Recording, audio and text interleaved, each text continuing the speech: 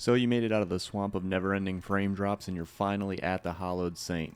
If you're having flashbacks from the Tree Sentinel from Elden Ring, don't worry, this guy's not nearly as tough. Welcome back to the channel. It's Riv, your guide to defeating impossible bosses in the most difficult games. In today's video, we're going to cover how to easily defeat the Hushed Saint in Lords of the Fallen. Your weapons and build are your preference. If you want to see what I used for defeating this boss, you can stick around at the end of the video and I'll show you my build. Something to note is that this boss is weak to fire. The Hushed Saint will always start with a charge. I recommend moving right to parry like this or dodging forward. It's whatever you're more comfortable with. If you do knock him off the horse, you'll get about 3 seconds to punish him. I recommend using a heavy attack. Once he goes into the swamp, head towards the edge of the map. It doesn't matter which edge of the map. If he runs laterally and the spear glows, he's going to throw it. However, on this one, he actually canceled it and went for the sweep, which we blocked. You can also dodge forward. Always recommend dodging forward with the horse. When fighting him on the ground, stay to your right, his left. Rotate towards the shield. The reason why we stay to the side of the map is so that the animation goes by a lot quicker. Otherwise, he runs all the way across the map. Here goes another sweep. Parry, again, you can dodge forward. Punish. I miss completely right there. Miserable.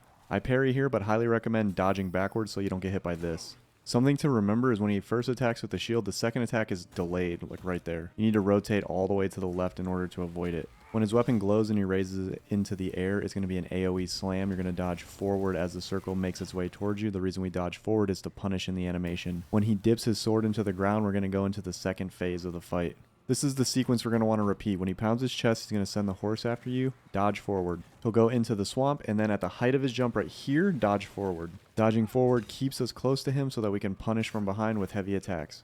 I'm looking to clear the distance away from him in order to get him to go back into this animation. If you get too far away, he'll throw a spear at you. When the spear glows, that's your cue to dodge. Now we're waiting for him to go under the map and go into that jumping animation because it's one of the easiest things to counter. He goes down, he's going to pop up, dodge forward, roll, heavy attack to the back.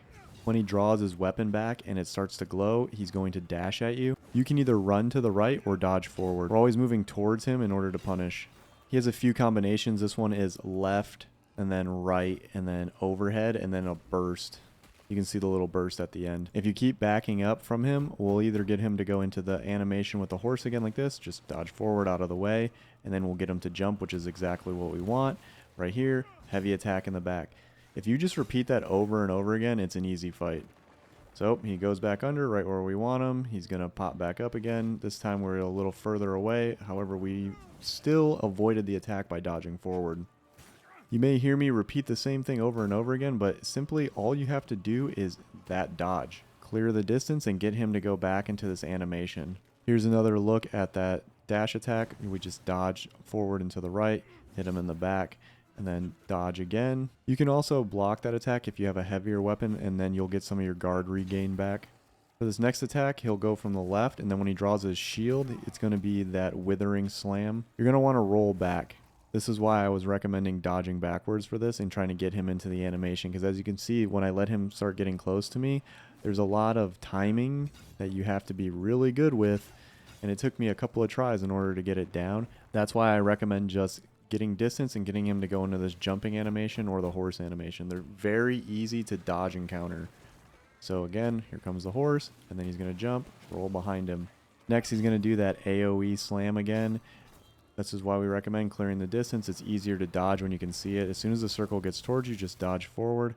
I didn't feel like I had enough time to hit him right there with a charge attack, so I just backed up and let him go into the animation. Once I figured out that when you get him to a certain distance, he just goes into that animation and you counter it over and over again, that was the end of the fight. I tried dodging, parrying, and all sorts of different techniques, and honestly, the best thing that works is just getting that distance and then dodging forward when he jumps out of the swamp.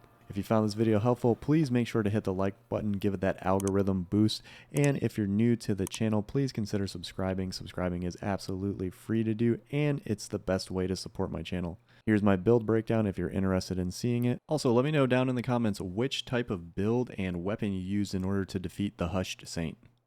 Alright guys, I've been Riv. Remember, if there's a boss, I'll help you defeat it. I'll see you in the next one.